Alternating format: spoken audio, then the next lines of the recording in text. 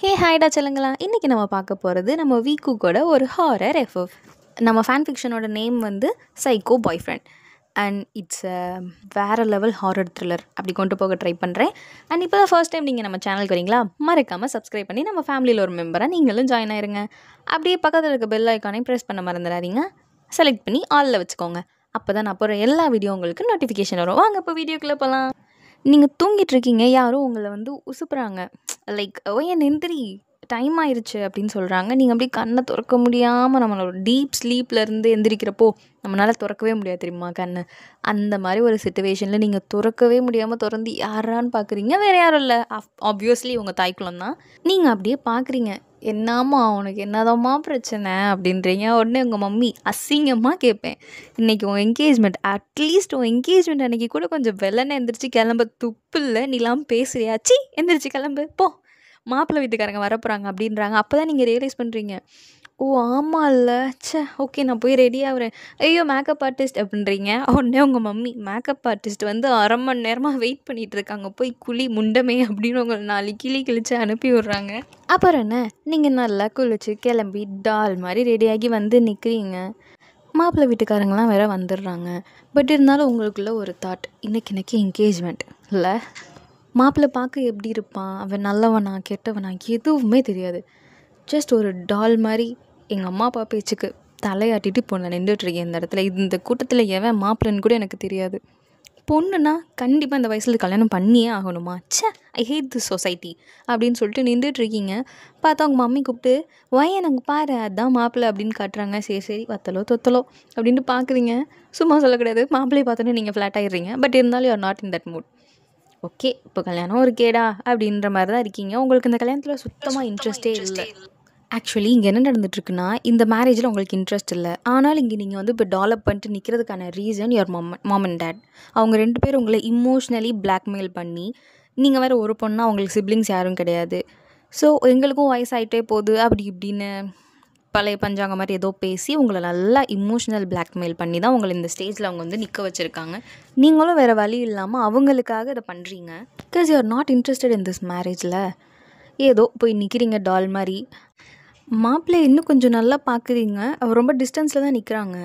பார்த்தோன்னே நீங்கள் உங்களுக்குள்ளே அப்படியே வயிற்றுக்குள்ளே டப்பாலாம் டான்ஸ் ஆடுது. பார்க்குறீங்க, ஐயோ உன்னை பார்த்தா கொரியன் மாதிரி இருக்கே அப்படின்ட்டு உங்களுக்குள்ளேயே உங்களையே அறியாமல் ஏதோ ஒரு பெரிய பயம், டார்க்னஸ் எல்லாம் உங்களை அப்படியே சூழுது.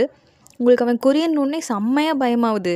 நீங்களே ஆக்சுவலி பாதி இந்தியன் பாதி கொரியன் தான். ஏன்னா உங்கள் மம்மி வந்து கொரியன், டேடி வந்து இந்தியன் தான்.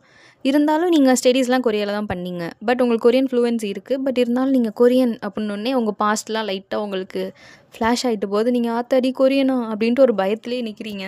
நீங்கள் கொரியனான்ட்டு கேஸ் பண்ணது வந்து உங்கள் மம்மி காதில் கேட்டுருச்சு. இப்போ என்ன உனக்கு, நீ தான் கொரியா போனால் வரவே மாட்டியே, அப்புறம் என்ன அதான் உனக்கு நல்ல கொரியன் மாப்பிள்ளையா பார்த்தேன் அப்படின்னு உங்கள் அம்மா சொல்கிறாங்க. தாய் கிழவி கரெக்டாக பிளான் போட்டு கொடுத்துடுதே அப்படின்னு பார்த்துட்டு நிற்கிறீங்க.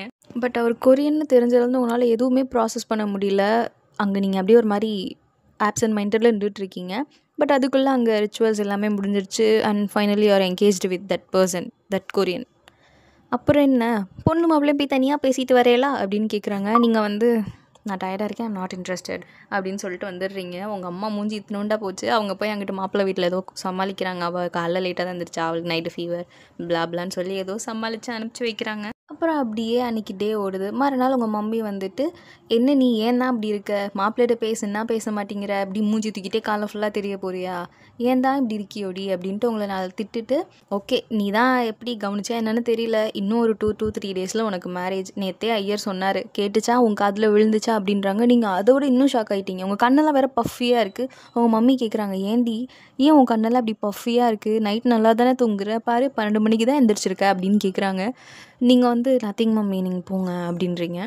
நீங்கள் இப்படி லோவாக இருக்கிறத பார்த்துட்டு உங்கள் மம்மி ஒரு தாட்டுக்கு போகிறாங்க, ஒருவேளை இவளுக்கு பிடிக்காத கல்யாணத்தை நம்ம பண்ணி வைக்கிறோமா, எதனால உங்கள் அப்பா பண்ணுறாங்க அது கரெக்டாக தான் இருக்கும், அவள் இப்போ இப்படி தான் ஃபீல் பண்ணுவாள், அந்த வயசு கல்யாணம் பண்ணி வச்சா மாப்பிள்ளை நல்லா பார்த்துப்பார்ல, அதுலேயோ வந்து மாறிடுவா அப்படின்னு அவங்களே ஹோப் கொடுத்துட்டு கிளம்பி போகிறாங்க உங்கள் ரூமை விட்டு.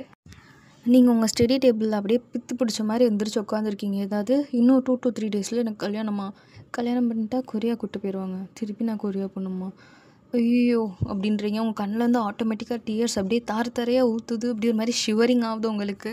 அப்போன்னு பார்த்து சடனாக உங்கள் மொபைல் ரிங் ஆகுதா, அவ்வளோதான் டக்குன்னு பயந்துடுறீங்க, அல்லு விட்டுறது. என்னன்னு உங்கள் மொபைல் எடுத்து பார்க்குறீங்க, அதில் ஸ்கேரி கேட்டுன்னு இருக்குது. ஸோ இவன் வேறயா அப்படின்ட்டு அட்டன் பண்ணுறீங்க. அங்கேருந்து ஒய்யன்னு ஒரு சத்தம், கத்தாமல் என்னன்னு சொல்லுடா அப்படின்றீங்க. என்ன உனக்கு மேரேஜ் ஆமே, இப்போ தான் அம்மா ஃபோன் பண்ணி சொன்னாங்க அப்படின்னு சொல்லிட்டாங்களா, நான் எப்போ வரட்டும், எப்படி வரட்டும் அப்படின்ட்டேனா, நீ வரவே வேணாம் அங்கேயே இரு, நானே செம்ம பயத்தில் இருக்கேன், நீ வேற ஏன்டா என்ஜாய் பண்ணிட்டு இருக்கியா, உனக்கு தெரியாதா நான் என்ன என்ஜாய் பண்ணுற மூட்லையா இருக்கேன் அப்படின்ட்டு பிடிச்சி திட்டி விட்டுறீங்க. அவன் வந்து ஹே ஹே வெயிட் ஒய்யன், என்ன அப்போ இதெல்லாம் எதுவுமே உன்னோட விருப்பத்தோடு நடக்கலையா, ஆர் யூ ஸ்டில் நின்று அவனை தான் நினச்சிட்டு இருக்கியா, உன் பாஸ்ட் விட்டு நீ வெளில வரவே மாட்டியா, உள்ளேயே ஸ்டக் ஆகிட்டு என்ன தாண்டி பண்ண போகிறேன், நாவே உங்களை திட்டுறான்.